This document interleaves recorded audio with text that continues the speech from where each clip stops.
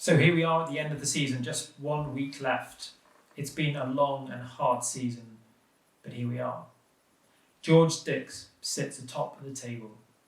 He's not done a jot of work in his life, but he's been on a luxury altitude training camp for 4 weeks. He's the fan favourite, he's the golden boy. Is the championship his to lose? Kat Barker sits just 160 points behind him. She has made a Herculean effort to stay in this race. She's battered and bruised, and like the Terminator, she is plodding on with one eye falling out of its socket. Ed Wetbeak sits in third place, but he has a 10-year-old baby and he sits 700 points behind. Technically, he can still win this, but his wife hates the trophy so much. What would he do to win that? What are his motivations? In fourth place, Chris Monk, injured in a terrible accident after too many ales, sits with a broken arm, but he's a good distance from Duncan Singh and Rob Friend, who are chasing. But can he hang on? Can he hang on, gaining 0 points when they are going after the win? Matt Maguire was in the hunt for a fourth place, for a top 5 finish, but he's fallen away, overtaken by Andy Swartz, who's now fully lost his mind and runs every day at 9:30 a.m. a 5k, which is very good timing for this race. Alec Leslie, a very early leader in the race, has now, by his own admissions, blown his balls clean off and needs time to reflect.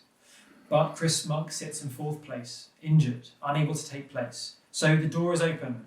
Duncan Singh in fifth, Rob Friend in sixth, or Andy Schwartz in seventh. All of them horrible creatures creeping up behind Chris Monk, ready for a spot in the top 5. And Matt Maguire, once a contender for the top 3 maybe, now has fallen away after a full mental breakdown. And there we have it, the championship, poised. All sorts of permutations lower down the table, all sorts of bragging rights ready to have. Many of you did not want to be involved in this at all, but here we are. Here you are. 1 week to go. Who will come out on top? Who will win? Which one of the Cassio brothers will win? It's all to play for. And now to the race itself. There are some serious contenders this year. The field is stronger than it's ever been.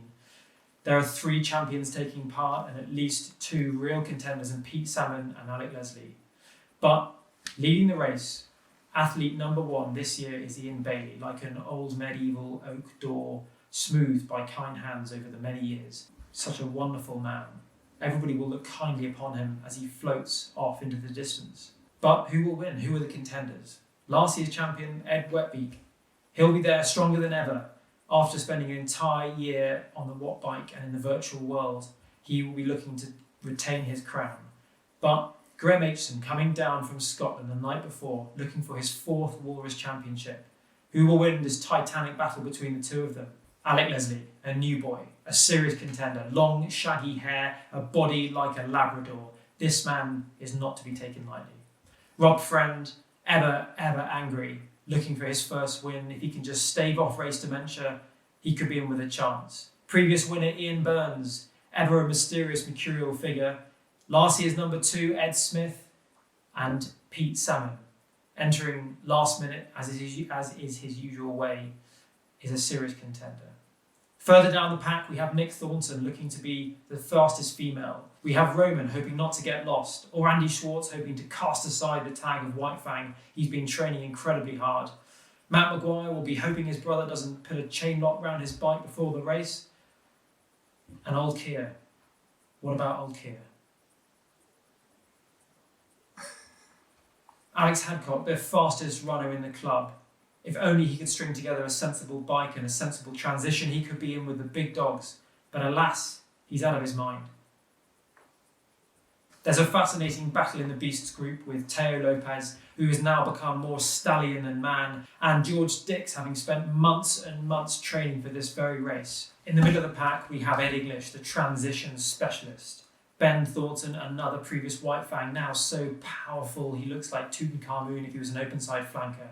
We have Princess Diana, always gorgeous, and some new characters in Josh, Tom, Oliver, Julia and Kirsty.